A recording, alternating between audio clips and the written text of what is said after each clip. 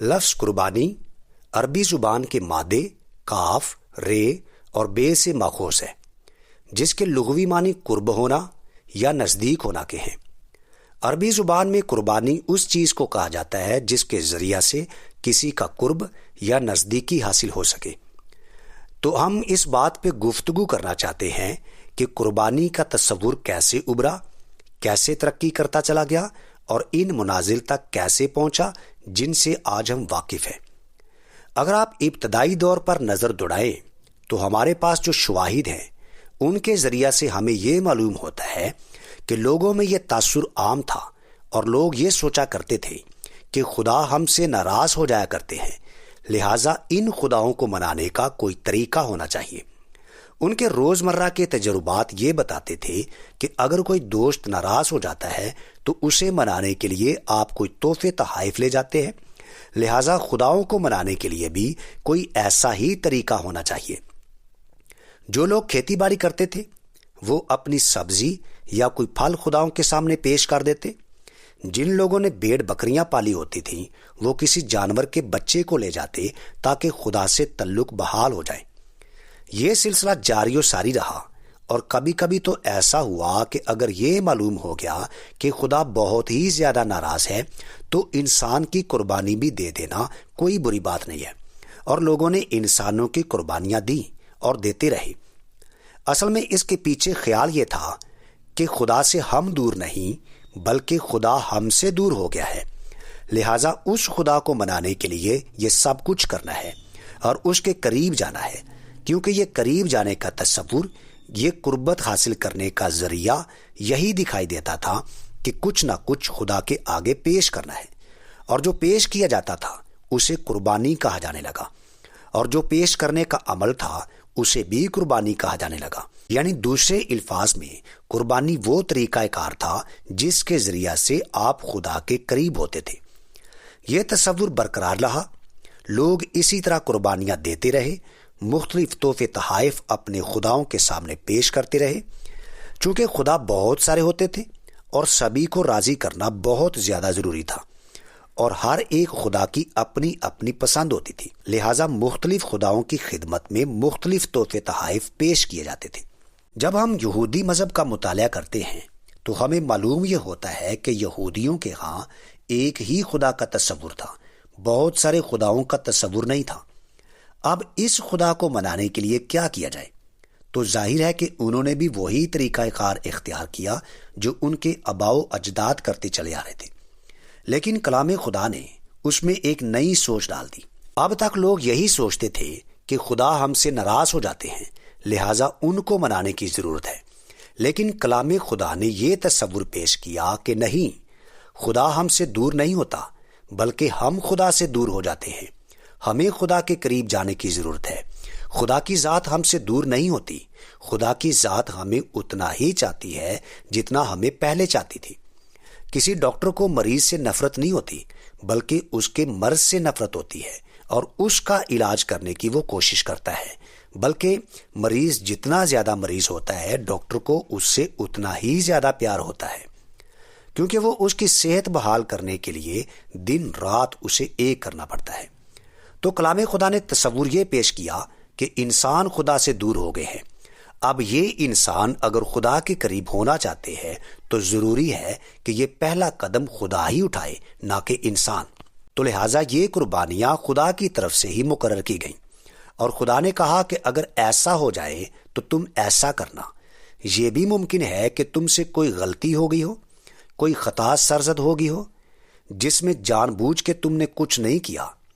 یہ بھی ممکن ہے کہ تم غریب ہو، زیادہ نہیں دے سکتے ہو، تو چلو کبوتر کا بچہ ہی لے آؤ، فاختہ کا بچہ لے آؤ، اناج لے آؤ، جو لے آؤ، جو کچھ میسر ہے اس میں سے کچھ نہ کچھ دے دو۔ لیکن رہا یہی تصور کہ انسان کو ہی کچھ لانا ہے اور خدا کی خدمت میں پیش کرنا ہے۔ اگرچہ یہ تصور آ گیا تھا کہ خدا ناراض نہیں ہوتا بلکہ انسان خدا سے ناراض ہوتا ہے، انسان دور ہوتا ہے، لہٰذا اس انسان کو قریب جانے کی ضرورت ہے۔ یہ ایک بہت بڑا قدم تھا جو کہ اٹھایا گیا۔ اگر آپ قدیم مذاہب میں دیکھتے ہیں تو آپ کو معلوم یہ ہوتا ہے کہ پوری کی پوری کتابیں منتروں اور جنتروں سے بھری پڑی ہیں کہ خداؤں کو خوش کرنے کے لیے ہمیں کیا کیا کچھ کرنا ہے. ہمیں دعائیں بھی مانگنا ہے، ہمیں قربانیاں بھی دینا ہے، ہمیں انسان کی بھی قربانی چڑھانا پڑے تو ہمیں وہ بھی چڑھانا ہے، تب جا کے کہیں خدا راضی ہوگا. تو کلام خدا نے کہا نہیں، خدا ناراض نہیں ہے. خدا کے ناراض ہونے کی وجہ سمجھ میں آتی نہیں ہے. ہم نے جو کچھ کیا اس کے نتائج ہمیں بھگتنا ہے. خدا یہ نہیں چاہتا کہ ہم وہ نتائج بھگتیں، بلکہ اس کے پیار کا تقاضا یہ ہے کہ وہ نتائج ہم سے دور ہو جائیں، ہم وہاں تک نہ پہنچ پائیں. اس لیے اس نے ایسے طریقے بتائے جن کے ذریعہ سے ہم اپنے اس گناہ کی سزا سے بچ جائیں. یہ تصور رہا. پھر یہودیت میں ایک اور تصور خاص طور پر ابھر کر آیا. یہ وہ دور تھا جب وہ مصر میں رہ رہے تھے. مصر کی غلامی، 400 سال کے مظالم، دن رات ان پہ مشقت، اور اوپر سے ان پر کوڑے بھی برسائے جاتے تھے. کوئی آزادی کا طریقہ دکھائی نہیں دیتا تھا. لیکن خدا نے انہیں آزادی عطا فرمائی اور اس رات ایک نشان ٹھہرایا کہ تم ایک برے کو ذبح کرو اور اس کا خون اپنی چوکھٹ پر لگا لو. ملک الموت جب آئے گا تو دیکھے گا کہ یہ خدا کے بندوں کا گھر ہے، اس کو چھوڑ دے گا اور چلا جائے گا. اور جو خدا کے بندے نہیں ہوں گے، جو ظالم ہوں گے، ان ظالموں کو کیفر کردار تک پہنچائے گا. سیدھی سی بات یہ ہے کہ انصاف کا تقاضا یہ تھا کہ جنہوں نے انہیں قتل کیا ہے اب انہیں قتل کیا جائے. جنہوں نے ان کے بچے دریائے نیل میں ڈال دیے ہیں اب ان سے انصاف لیا جائے اور یہ کہا جائے کہ بتاؤ اس کا حساب دو. تو اس رات جن لوگوں کو چھوڑ دیا گیا اس کے لیے عبرانی زبان میں لفظ پسخ استعمال کیا گیا. پسخ کے معنی چھوڑ دینے کے یا نظر انداز کر دینے کے ہیں کہ جن گھروں پہ خون کا نشان دکھائی دیا ملک الموت ان گھروں کو چھوڑتا چلا گیا اور آگے بڑھتا چلا گیا تاکہ ان لوگوں کو سزا دے جو مجرم ہیں، غیر مجرم کو نہ پکڑے. یہ پسخ اس کے بعد عید فصح کے نام سے یہودیوں میں عام رہی.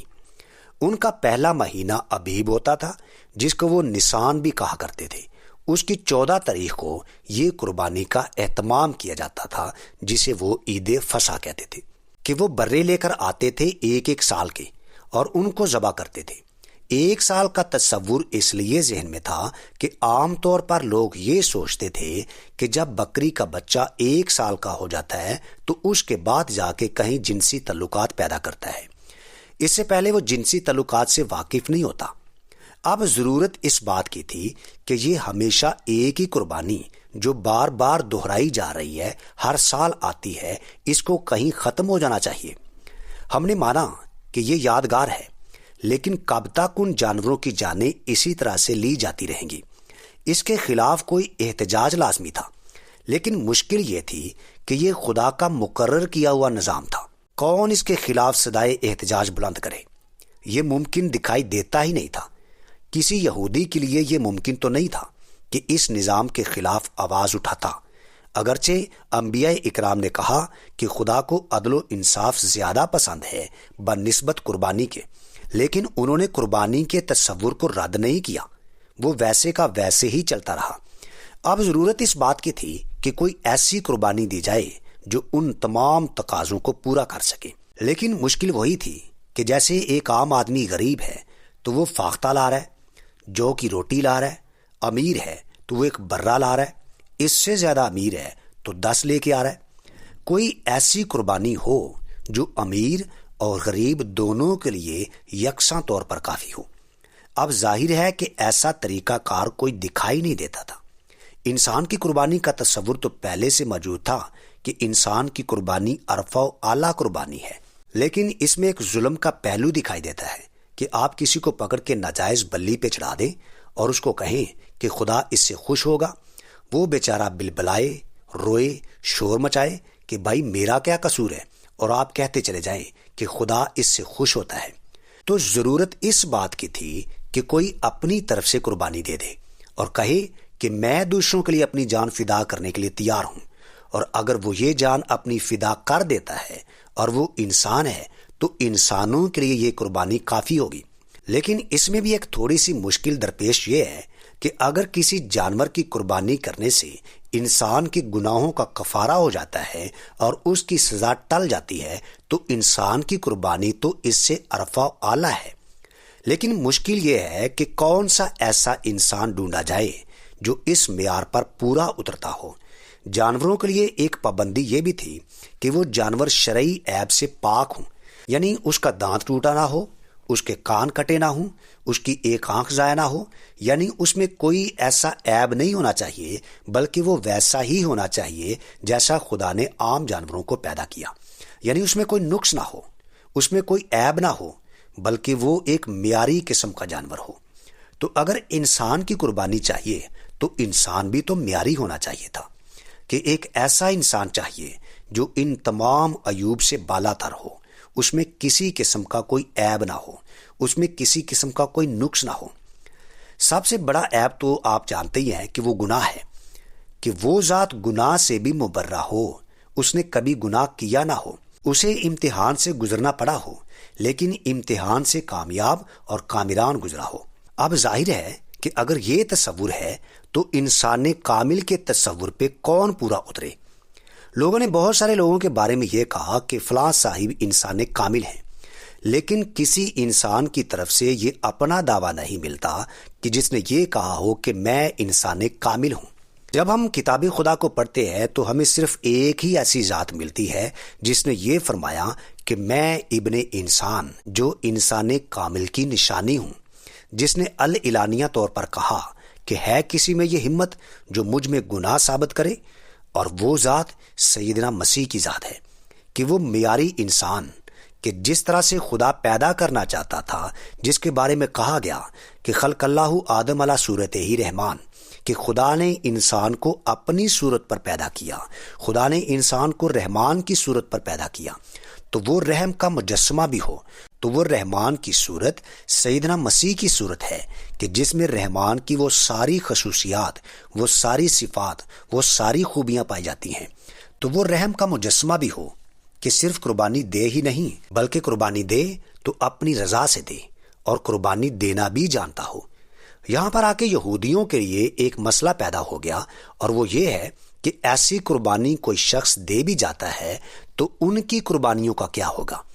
کیا اب وہ قربانیاں منسوخ گنی جائیں گی جبکہ خدا کا کلام منسوخ نہیں ہوتا؟ ان کے ساتھ کیا کیا جائے؟ آپ جانتے ہیں کہ یہودیوں کے ہاں گلی گلی میں قربانی نہیں ہوتی تھی جیسے ہمارے ہاں ہوتی ہے، بلکہ ان کے ہاں ایک مرکزی جگہ موجود تھی جسے وہ ہیکل کہتے تھے۔ عبرانی زبان میں اس کے لیے لفظ ہیکال استعمال کیا گیا۔ ہیکال کا مطلب ہے محل، کہ یہ خدا کا محل ہے جو بادشاہوں کا بادشاہ ہے، یہ اس کا گھر ہے جس میں وہ رہتا ہے، یہ خدا کا گھر ہے، اور اس خدا کے گھر میں قربانیاں کی جاتی تھیں۔ تو سن 70 عیسوی میں وہ ہیکل تباہ و برباد کر دی گئی، جس کا نتیجہ یہ نکلا کہ وہ جگہ جہاں انہیں قربانی دینا تھی عملی طور پر موقوف ہو گئی، منسوخ نہیں ہوئی، موقوف ہو گئی۔ تو اب ان کا مسئلہ بھی حل ہو گیا کہ خدا کا کلام منسوخ بھی نہیں ہوا اور قربانی بھی ہو گئی۔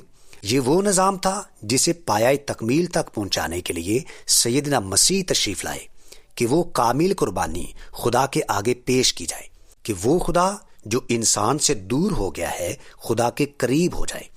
یہ نہیں کہ خدا جو انسانوں سے دور ہے انسان کے قریب لایا جائے، بلکہ انسان کے لیے آسمان کے دروازے کھول دیے جائیں، کیونکہ خدا کے لیے تو پہلے سے ہی کھلے ہوئے ہیں۔ تو یہ وہ ذات ہے جس کے بارے میں ہم مزید غور کرتے ہیں تو ہم پر اس بات کا انکشاف ہوتا ہے کہ یہ دروازے واقعی کھلے، اور جب یہ دروازے کھلے تو اس کے بعد انسان اور خدا کے درمیان ایک ربط، ایک تعلق، ایک قربت پیدا ہو گئی۔